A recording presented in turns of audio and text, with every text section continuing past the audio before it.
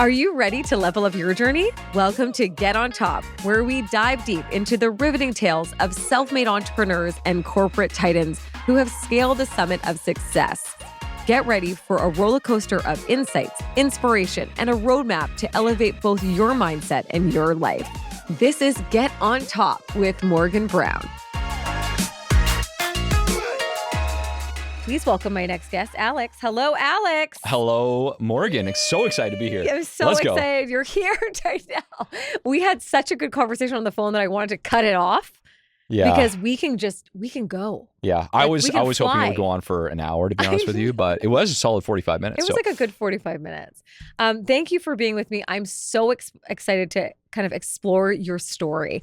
And I always, in good fashion with Get On Top, it always starts with a base, you know, where you were standing alone by yourself and looking up that summit and looking up that mountain. And I want you to first kind of give everyone a really clear picture of what that looked like for you and when did it all start for you? Where did it look like at the base? How far back do we want to go here, Morgan? As far as you can. So, I mean, I think the assumption is that I knew where I was going, which would then I would actually know that I'm at the base of a mountain. But I would say if we were to rewind back to, you know, childhood. or workhood or whatever you want to call that, I genuinely don't think I actually had a mountaintop that I was looking at. I mean, we were chatting right before this about, you know, I grew up with, like, my dad worked at a mill. Okay. And mom took care of us until they broke up when I was 12, split up, moved out of the town, out of city.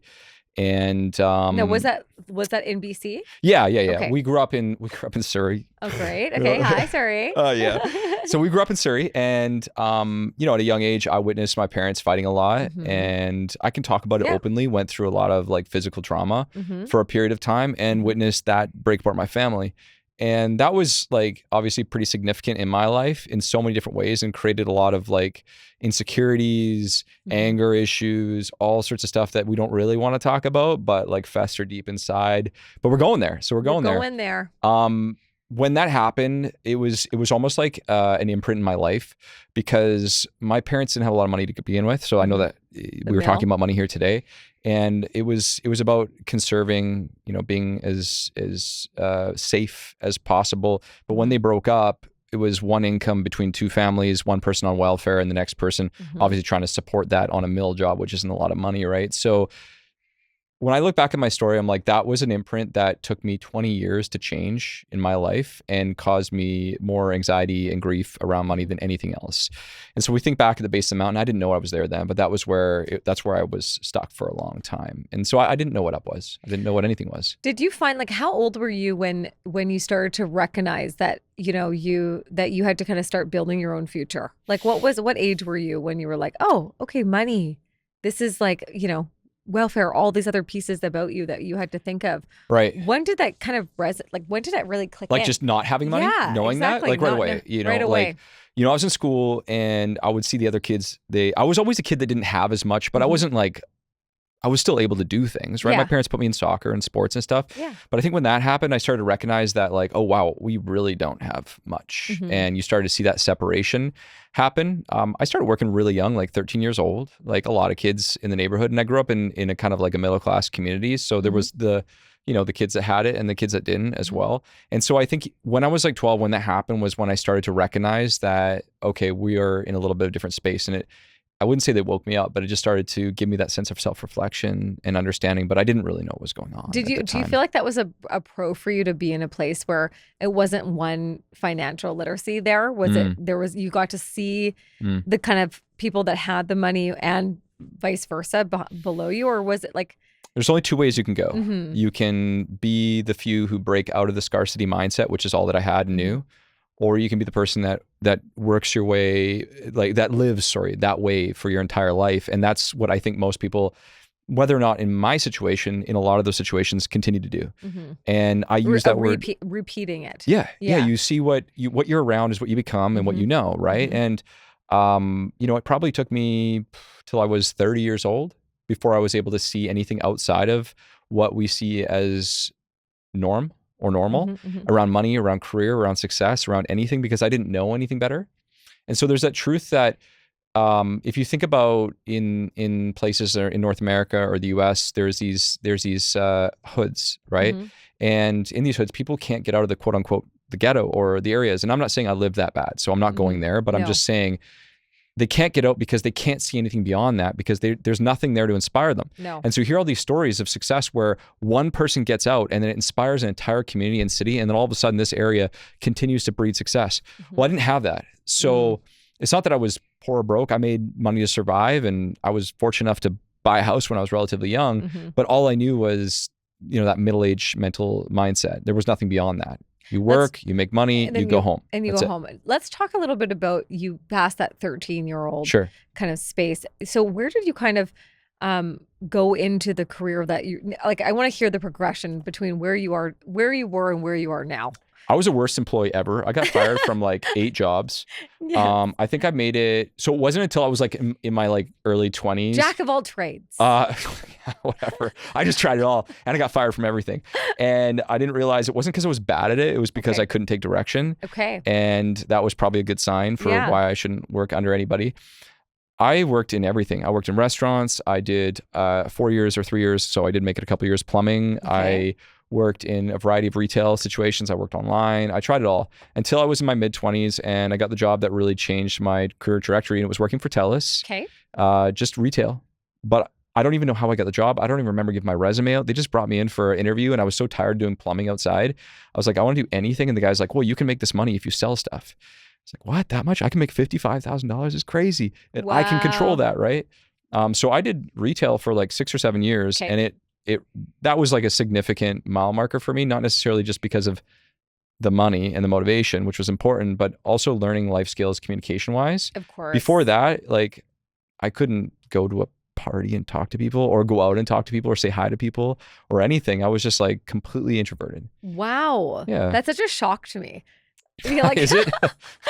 I don't know. Like, I feel like it's such a shock because you've chosen a path that I think is quite inspirational. I think a lot of people seek you, whether it's for a money side or just friends and family, just to be around you. And there had to be something there that kind of gave you that confidence. And it sounds like it was this TELUS.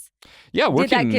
That job, right? You know, a lot of people in residential like resale and real estate that worked in cell phones and stuff like that. Like, it's crazy. Oh my gosh, that are restaurants. It's one of the two. So that was like a genesis point for me, where it's like, okay, it taught me all of these like soft skills, being able to communicate with people, and getting into where we are in this industry today was a pure accident. So like, how did your childhood, shape the way you see money and security, and both of those things? Like, how did your childhood kind of, how did it shape you? So most people would connect with this. If we were to go back to that 12-year-old self, I believe that generally speaking, most people, if they were to reflect for just 30 seconds, like even right now, there is some point in their life where it could have been like a traumatic event or a significant event. Something happened where it created like an imprint in your mind. And that imprint creates like basically like a belief. And that belief carries people through most of their lives. Like they for the most part, they don't really change. Yeah, they have little evolutions. They learn, they pick things up like most people do, but they don't break it. They don't shake it. And so I think for me, that belief was when I was 12 and I saw that we had nothing. And all I was told was, we don't hold, save, don't spend money, like keep it tight. And that carried me up until I was in my mid-30s. Wow. It's a long time. It's a long time. Yeah. And did you seek anything to break that belief of what you've learned? Like during that time, or were you like, did you know, or were you just like, this is what it is? I've got some messed up stories around that, but I think the short version is it wasn't until I guess like what belief about wealth did you have to unlearn? I had to realize that money is not like, it's not an object that just is, what's the word here? There's the scarcity piece. You can make more money. I had to understand that if you create a certain type of value, you can make more money. And if it goes, it doesn't mean you can't get it back. I had a belief that if I spent it, or if I didn't invest properly, or if I didn't look at it, or whatever, that I would never get money back, ever. I had this belief. There was the year 2018. So I'm open to admit this now, but during the time, I had by far my most successful year as an individual, as a company, by a long shot, like 4 times the amount of income that I ever would have dreamed I could ever make. And I didn't even look at my accounts. Like, I was afraid to look at my accounts. Like, I'd spend money. I had a bookkeeper. We had that going on. Yeah, we you're had smart. it. We knew what to do with the money. I didn't have issues with taxes. But I didn't spend anything. Nothing. I had like a car that was 10 years old. Great. I wasn't buying new clothes. I was afraid to invest into anything. Like, it was because I was always afraid that I wasn't going to get any money back. Yeah. That's a belief for a lot of people. Yeah. I think a lot of people out there are so afraid to help, even like, they're too afraid to compound their money. They're too afraid to touch it and leverage it. Yeah. They're too afraid of to spend it because they're scared that it will never come back. Yes. Yeah. And what tools did you take from that to unlearn that? It took time. So we talked about the imprint and the belief that creates. I think for a lot of people, there is a moment in their lives, like it could be a traumatic moment. It could be a great thing. It could be an inspirational moment. But there's something in people's lives when this happens, it kind of wakes them up. And when it comes to money, it's no different. And could be, and I think in most cases, it's usually like something negative or bad, because it forces you to recalibrate and consider what's going on in your life. And what happened for me is, it was that moment. There was a moment where I got incredibly sick, and I was in the hospital for a month, and I almost died. And you would think that woke me up. That actually didn't. It definitely shocked me. It was pneumonia, guys. Yeah. That was the first one, right? The first time was pneumonia, and then the second time was the shot. The COVID shot. Yeah. Yeah, which we talked about. Yeah. Which is super, like, facing your own mortality during COVID. Like, wow. I mean, how could you not take something from that? How crippled, like, I guess what my question would be, how long were you sick for? Without going into the depth of all of it, of these shots. I reacted very quickly. Within 24 hours, I went into the hospital. They let me out 24 hours later. And within 12 hours after that, I was taken unconscious in the ambulance back to the hospital, and I was there for a month. Wow. In short, it caused issues with my heart, swelling, and other factors that I don't really care to talk about. Yeah. And that caused both emotional, psychological, and like physical effects that to this day I'm still, going to the hospital and doing checkups for. Like, what goes through your mind when you're confronted with that? Like, it's so interesting. Like, only people like yourself who've been in those positions, like, what goes through your mind when you're kind of confronted with your own mortality? When I was that sick, I didn't really think about it. You're too sick and unconscious with drugs and so forth to really think about it. The point that really stood out to me, and I've had some really close losses lately, and so I try not to over index for my fear when I've heard of other people who've lost their lives recently, was when I was in the ICU and I heard, my heart rate kept dropping so low over and over and over again that the thing would beep, and it would go constantly beep. And so I was afraid to go to sleep. I was afraid to think further than 5 minutes ahead. I was just in this constant perpetual state of fear, which probably says a lot about like my feelings about my life in general. But I was alone because it was during COVID, right? Your wife's not allowed to visit you. Your families aren't allowed to visit you. There's nobody around, right? And so I felt guilty because I felt guilt in the sense that I thought that I should have had a better impact and a greater impact on people. I felt remorse in the sense that I wasn't, a better friend to my friends. I felt all these emotions and just general like kind of sadness and despair, which is not what you want, right? No. I'm like, this isn't ideal. I don't think I don't know what people typically feel, but I felt all of that and I just burst out in tears. Oh. So, what a realization. Yeah, it was a moment of almost like grief and sadness, but almost like disgust with myself in a way, like a reflection to say like, I'm not happy with what I've done or the people that how I've impacted people and all these things. Not that I did something bad. Do you ask yourself this is such a personal question, but this is get on top. Like, do you ask yourself, like, give me another chance? Like, is that going through your mind at that time to be like, I'm going to do something different if I have a chance to kind of I don't think get out of I here? consciously thought like that. No. No. I think I was just more of like reflectively sad about being in that situation and what first started as a point of like, woe was me, kind of turned into a point of maybe, I don't want to say like I'll do better, but more of like, I'm like a focus, like I'm gonna get through this. I'm gonna figure this, hopefully heal and Like, and get to a better hopefully place. this body heals. Yeah. And in your mind, I think it's all happening so fast. You're not sitting there thinking like, if I do or if I don't. But definitely a lot of like reflection around how you live your life. And so what priority shifts did you do overnight after that? So you would think that going through something like that, it would have a greater impact. It definitely did. Yeah. Like, no doubt. Like course. at the time I ran a business with some partners and they were able to cover the load for a period of time. And I made all these intentions around my health and my friendships. And I think on the positive side, I was much more openly emotional and connected with people that I cared about, which I'd never been before, always very surface level. So that was pretty interesting. On the negative side, I think in, 3 months, I was just back at just working and grinding and thinking like, okay. 3 months. Wow. Oh yeah. Well, 3 months after COVID. Yeah. Yeah. After the experience of going through that, I was able to function and work. I didn't go to the office for a few months. Yeah, of course. But to go back to this, it was more of a conversation of, oh yeah, I'm going to change. I'm going to do these things. And I didn't. Like I did, but I didn't. I just got back to what I was always known for, which is working hard. And now my mindset was always like, okay, if something were to happen to me, I want to make sure my wife's taken care of. I want her to be focused because that's who I am. Yeah. I'm always like, that's Giving. for her specifically. I was always a provider. Yeah. Even though she didn't want that. That was what it was. Yeah. It's funny how that happens when the male female figure. I'm a provider. I was like, I'm fine. But okay, let's take a step back.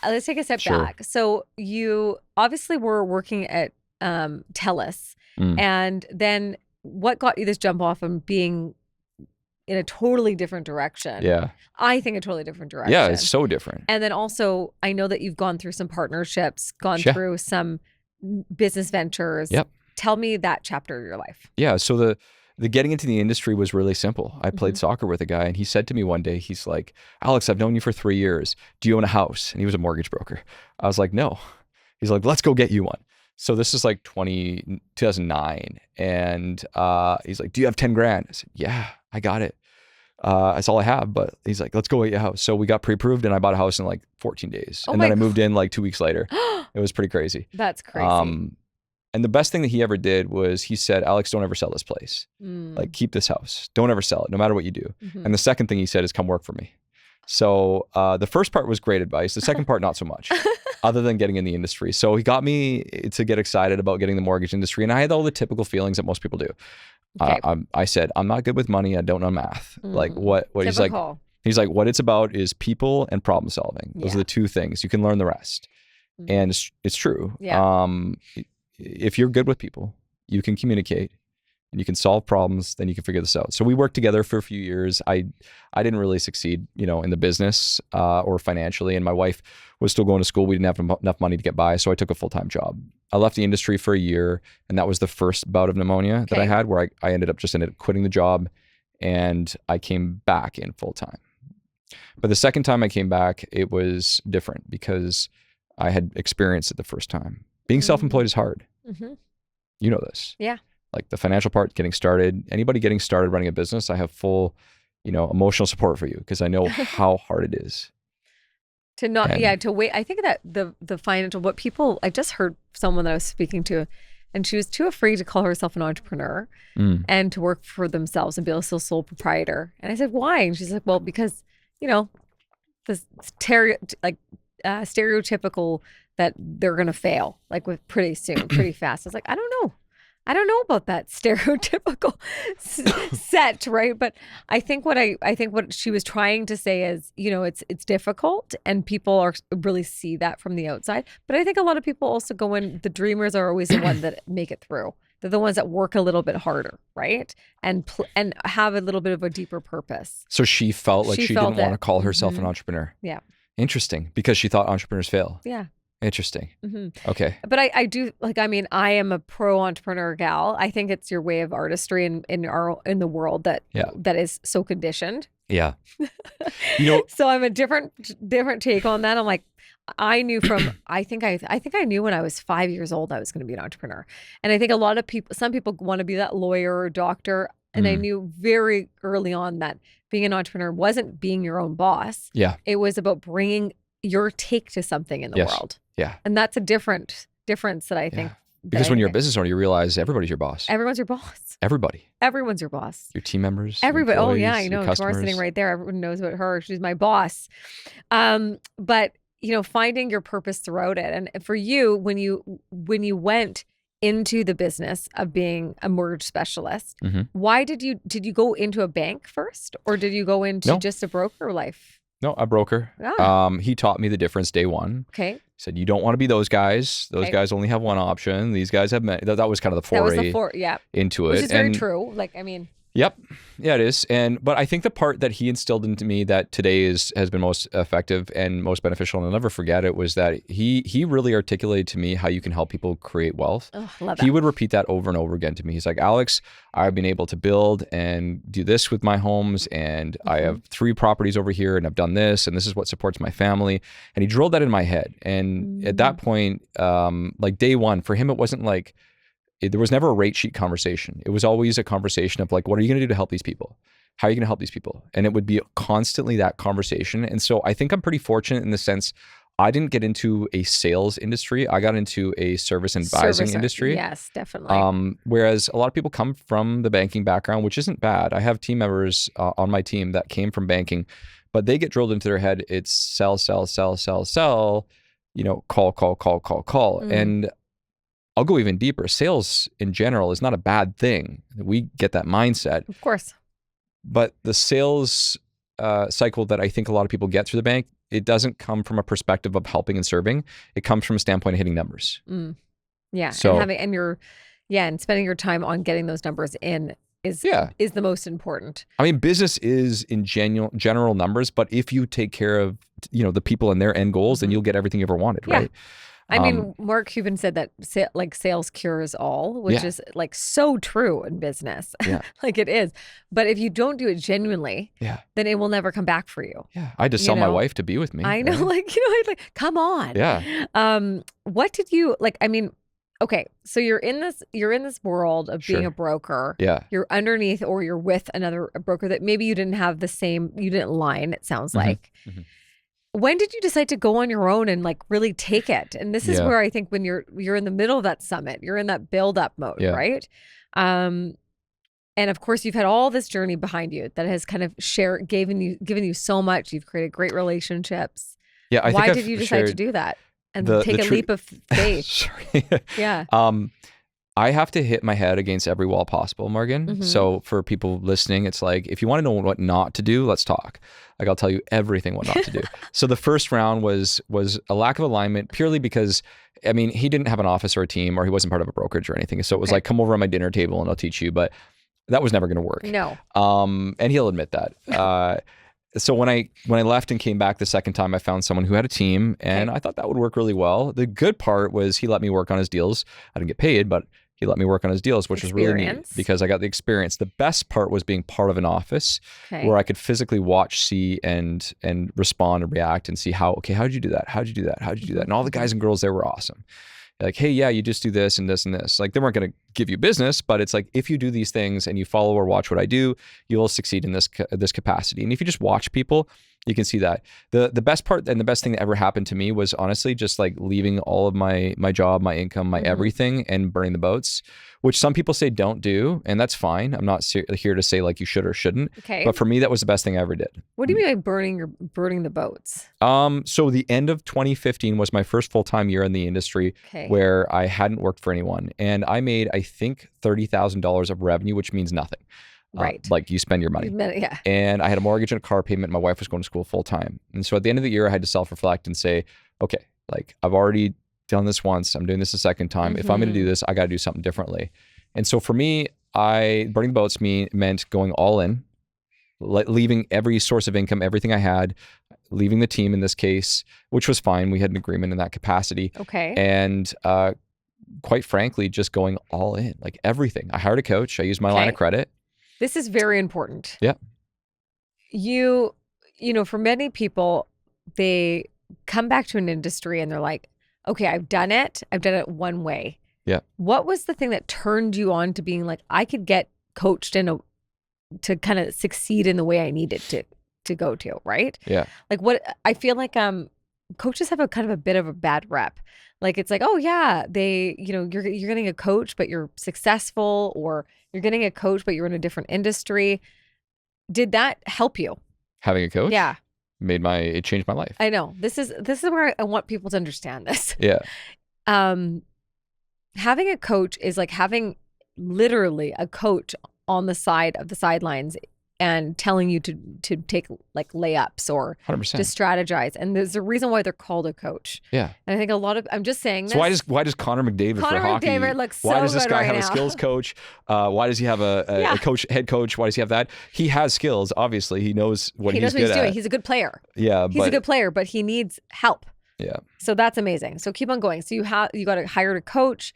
Did you kind of redo your brand, or what was the? Oh yeah, that was a lot. Like again, it was the all-in year. Yeah, it was all in. I hired the coach, and I said, a success to me when we spoke is we defined success, and we defined what that was from business targets and all that kind of fun stuff, the feeling, the outcome, what it looked like.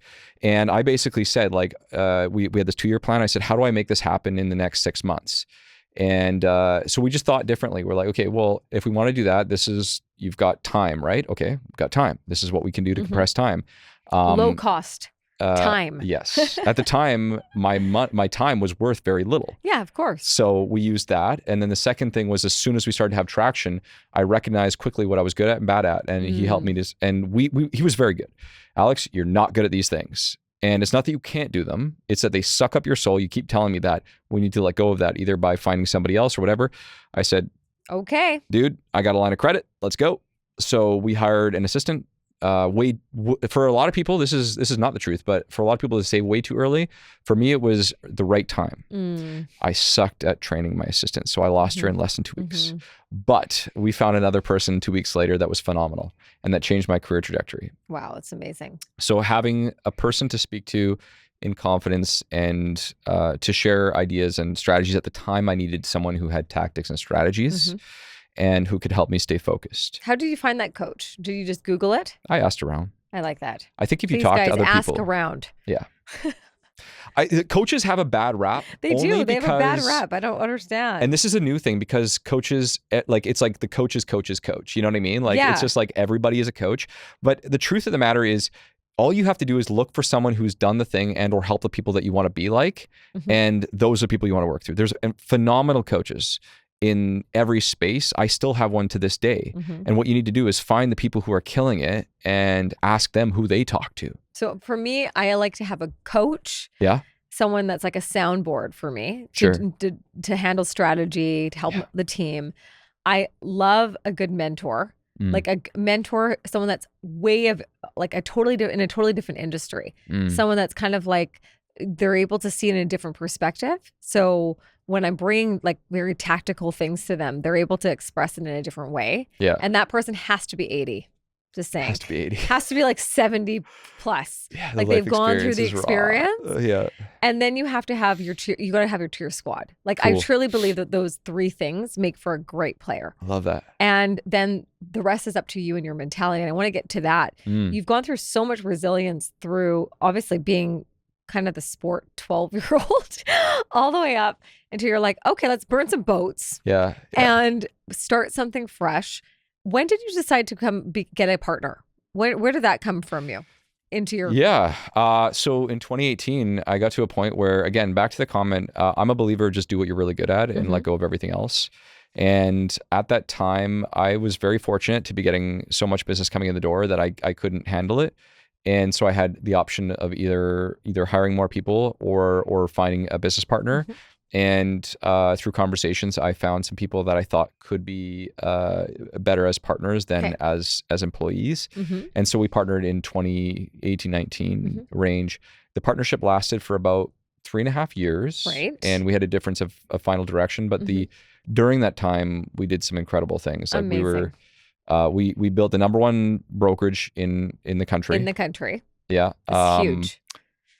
We did so much business that it was obscene. And this was all obviously during the highs and lows and the COVID and stuff like that. We hired like 3 employees the day COVID came in. Like the day that we got shut down, it was like, well, we have 3 people starting today. This should be fun. Like, what do we even do right now? You keep on going. And it was a good time for you to do it. Yeah, it was rapid fire. What rapid? And you know what? The thing about that partnership is like, it's like a marriage. Like you really have to go into a partnership knowing that, I mean, this is essentially like your second marriage.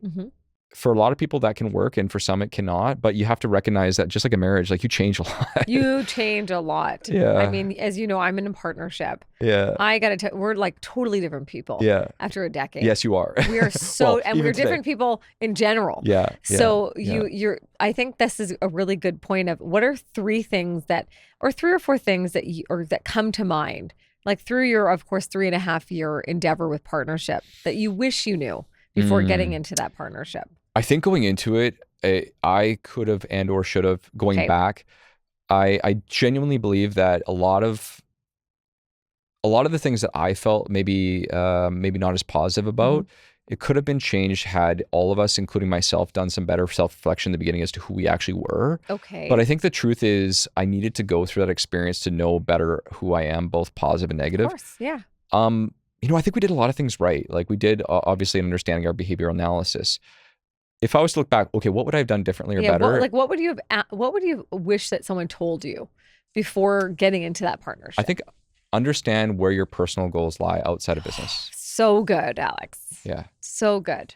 Yeah, because we all might be very successful and have different perspectives on where we're going. What success is. Yeah, and they're doing incredible where they are now today. Yeah. It's more of a conversation of like, what are your personal dreams and goals? Because even if you build the most successful company, if you're not aligned personally, it'll never work. No. Same as your partnership with your wife or husband or whatever, right? Like it's so significant. And if that's not aligned, no matter what you do, it won't work. No, you're right. My tip would be make sure your shareholder agreement is really tight. And are your partners listening to this? And also, no, and why I say that is, you get very excited when you first start a partnership. Yeah. So just make sure that, and I'm just giving that as a kind of, and my mind is totally fine. Just so you know. Yeah. But I do think that looking back, I wouldn't have rushed that process as fast because you're so excited. Yeah. Because you have to ask, what if? What if what if someone, something, I'm not going to say it today, it's Chinese New Year, but like, what happens if this happens? What happens if this happens? I wish someone actually told me, hey, there's lots of unknown here. Let's make sure it's jotted down so everyone's comfortable. Because I think at the end of the day, people just want to feel safe in that partnership. It's like what you said about marriage. Yeah. And they don't expect you to get divorced ever. I think it's like a North American thing to be offended by putting something on paper. Yeah, it is. It's like you got to do the same thing with your employees and your wife partnership and your partnership, which is like, this is not bad. We're just defining the terms. So we're clear on if for whatever reasons things go this way, or on the positive things go great. Let's just define what that looks like. Yeah. It's like one of the things that we're on our team. It's if we have a conversation, both constructive, it should always be constructive, but even if there is, hey, we got to do something better or differently, we always follow up with defining specificity. What exactly does that look like? Are we in agreement on what this looks like? We're going to put this in writing and you're going to reply back to confirm that you understand this. And if you don't, we're going to talk about it again because we have to make sure we define that, right? We have to define it. Yeah. A lot of partnerships come because of a lack. I think that's where a lot of partnerships fall, is that they come because I lack something, as opposed to I see the opportunity to. Yeah, I think I think you're right. There's 2 different ramps of partnership. And, I think obviously you get to a point where you might not be aligned or the vision, as you mentioned, didn't, match for the next year. Tell me what, you've had such a huge success in your career after that. Like, I mean, tell me the progression of that from when you were like, I'm going on my own and bye. And now I'm building this massive team that's killing it. Yeah. Well, when we decided to go different directions, there was a few months of trying to figure that all out again. Do I want to do it the same way? What would it look like if I did it differently? What approach should I take? And to be quite transparent with you, the first year was just a blur. It was just basically like getting out of the partnership and running. Okay, like let's get this going again. Let's go fast as we can. The second year was a continuation of that. Last year was the year of discovery, where it was more of a conversation that I had internally and externally with my business coach of like, what does my life look like? What are we building here? What does this look like? And I think What's your perfect day? What's that? What's your perfect day? Yeah. What is my every coach asks that. They say, actually, what would be your perfect day? It's funny. I don't think he's asked me that. Oh my God, you tell him that my coach Craig, asked me that. No, defining like, how do you want to feel? How do you want to feel? How do you want to leave it, right? Yeah. How did you feel, when did you get to a place where you felt less chaotic and you started to get on the train, on the tracks? When I don't know when that is. We'll talk about that when I get there. I think this year has been pretty significant. Maybe the last few months has really been notable. I think here's the truth. In real estate, in mortgage, it's not complicated. It's hard, but it's not complicated. You don't need to complicate it. No. You can have success as a real estate agent or mortgage or finance or any industry if you put in the time to understand what you're doing. You focus really, really clearly on a very small subset of people, and you're constantly out there serving. If that's all you did all day long, communicating with people. Preach, Alex. Yeah. Preach. you'd have success, right? You would. We work at, like, I know you know this, which is like, people come into the industry and they try to help everyone. But if we just tried to focus on helping one person over and over and over again, then you would be successful in what you do. Yeah. Right? Don't overcomplicate what you don't need to complicate. You get asked so many questions from different families that you're serving, right? Yes. I mean, every day. I think people don't realize that on the mortgage side, you're really opening the drapes of a lot of people's like ghosts and hidden secrets from their families and fears, right? How do you manage that every day? Like, do you feel like is it part of your purpose? Yeah. Like, it's active service, right? Yeah. So it's an opportunity to show someone a better way. I think the coolest thing for me is that I can say, I screwed up here, here, here, here, here, here, here, here, here. So I can share what we can do together to try to either avoid that or get you closer to your goal. So I can share it from an experiential perspective. Most things that I talk to people about, like, I screwed up on that cost me money, that cost me, but I can help you avoid doing that. You hit the nail on your head. Money is something different for every person, right? So the engineer sees it as like, okay, I have to do this, to do this, to do this, right? Yeah, to move those dots to connect them all. Yeah, and so for those people, you have to speak in strategy and very technical terms and numbers to show clear outputs, right? Of course. For some people, it's exceptionally emotional, right? Like we talked about, right? Everyone has an emotion to it, but some people it's very emotional. There is no strategy, no nothing. And it's like, how do I change my actions and behaviors because this behavior is creating this emotion? So you have to talk to them about their feelings. Like, how do you feel if this happens? Oh, I love that. What is the emotion that happens at this point? And people are always shocked when we go that deep. Like, they're always very surprised. Really? Oh, yeah. Yeah, that's I've had more people cry on the phone about mortgages than you would ever imagine in your life. This is what I don't think people recognize is, I think as realtors, we pass them to a mortgage specialist to do all the hard work. Yeah. Like, I actually believe that. Yeah. It's like throwing the puck to you guys. Yeah. And the reason why is because, you guys have to really open it up, right? And then make sure that everything is going to piece together to give them the dream that they always wish for. Yeah. So it's cool to hear that. And how do you kind of instill that hope in them? I guess, like, obviously you're talking from experience. What are your hopes and goals? What are your dreams? What are your dreams? Yep. So we want to understand what that big picture looks like, and then we'll ask them again. And we'll ask them again because they'll say it differently. And then eventually they'll say something that you don't expect. And that's where you pull from. Okay. Right? Like, I think if you ask someone the hard question a few times, they will start to say it differently, and they'll start to open up about what success in this realm means to them. Amazing. What does that mean? Oh, well, I just want to be able to, show my kids that they could live in the Lower Mainland when they grow up and they're only, 4 and 6 years old right now. What would that mean to you if that were to happen? Well, it would mean that, they wouldn't have to move away. How would that make you feel? Well, that make me feel like really happy and proud of myself. Yeah. Okay. So if we were able to help you find a way to let your kids have a home now such that when they become 19 or 21 years old, they own a piece of real estate such that they can live closer to home. It'll make you feel proud and happy, and then, so forth. Would you do it? Yeah. So then we get to their goal, and then it's not a conversation of like, hey, which lender are we going with? It's a conversation of how do we help get you to that goal? And that is something that actually lasts. Because I'll tell you this, we talk to 5 to 7 new people a day, and a lot of them are people coming from the past back to us, thankfully. Yeah. Thank you, referrals and repeats. Yeah, that's a big part of our client base now. And when they come back, I always ask, hey, and I just genuinely want to see if they know, what rate did you get last time? Nobody knows. Oh, no one knows. Not a single person. Ever. They remember you. Yeah. They remember you though. They're like literally nothing about it. It's just like, I don't know about my payments might go. You know what I mean? Like I have no idea.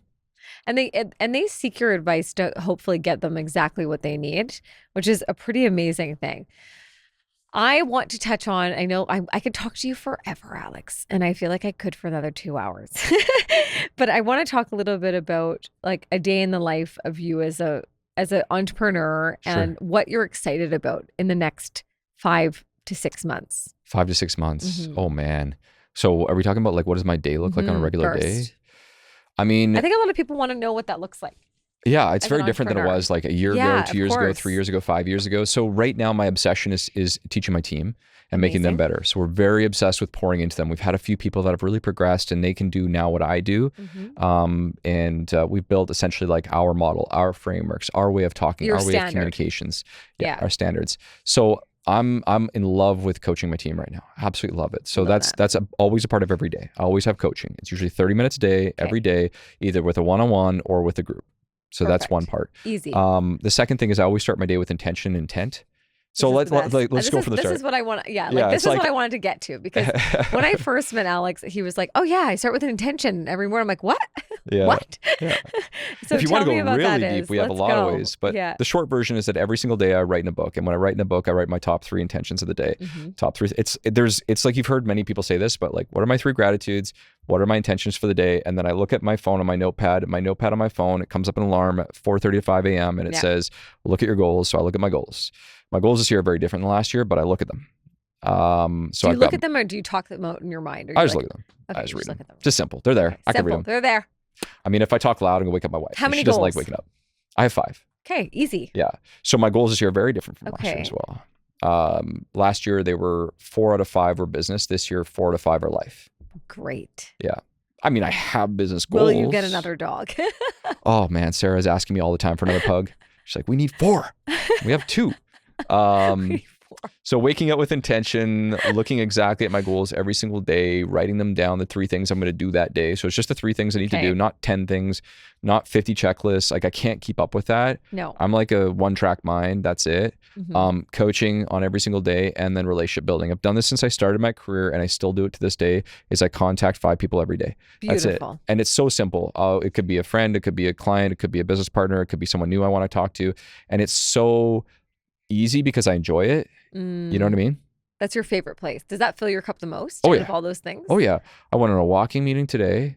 I had a wonderful coffee. I get to hang out with you. I'm going to meet with another gentleman that I do commercial business with. And I'm like, this is like the day of my life. I love this. I love that. Yeah. Tell me, my kind of last tie up is we've talked a little bit about luck in the past, and I want you to talk to me a little bit about what that means to you. Luck. I don't believe in it. I mean, if you want to use it in terms of like, what is it? It's what you create. It's what you create. We talked about the mindset thing. So like we can go really deep there. Given the time that we have, we won't.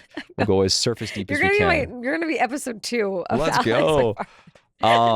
Genuinely, there's the tried and true, we create our luck thing, but it's like a journey to understanding how you believe in a way that you can trick your brain to believe that you can do the thing that you didn't think you could ever do before. So to say that backwards again, you have to constantly trick yourself to believe that you can actually do the thing, and that those things that are stopping you are not obstacles, but opportunities every single day. And so that luck conversation is simply, how many problems can I solve today?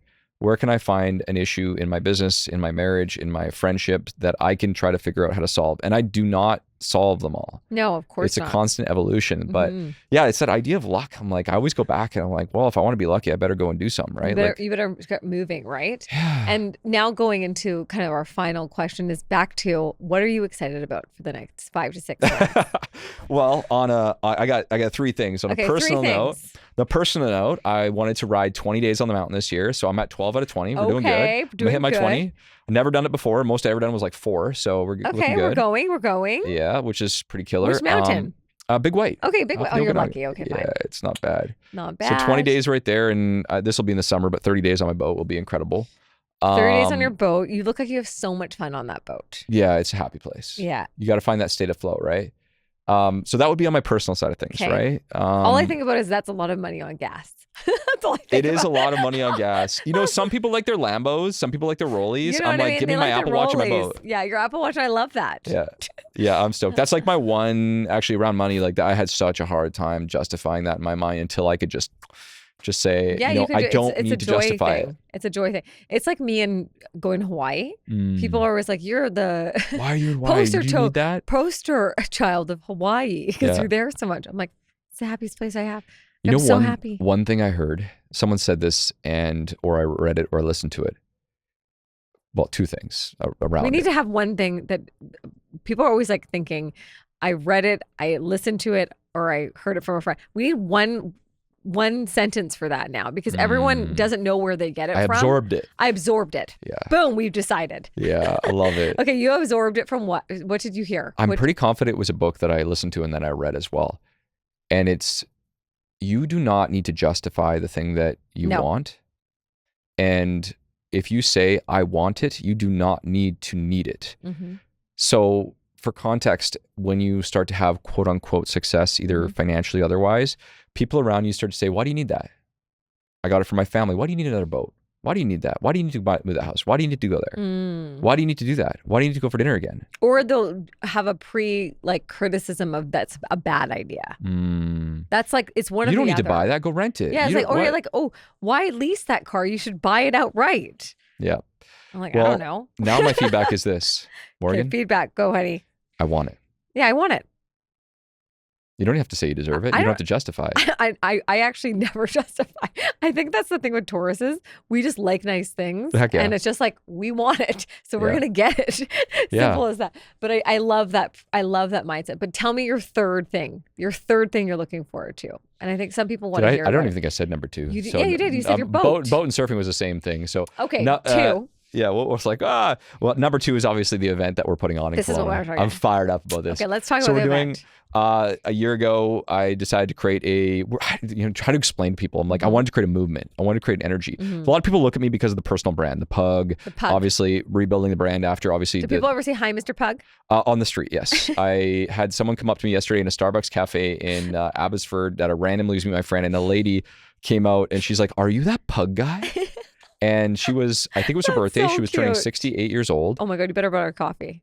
She ran to go to the coffee. It was free birthday thing. I was like, wow. She came up, she like shook my hand, she gave me a hug. I was like, this is amazing. So sorry, the branding thing, all that was, it's something that people always come and ask me about. Like, how do you do this? How do you do these videos? How do you do this content? How do you do this creation? And so I went to an event 2023 that really helped me a lot during that journey of not just creating content, but connecting with the community of the business misfits. All the people out there that didn't look like what your typical banker, typical realtor looked like, that wanted to find a new way to connect to people, to attract versus push.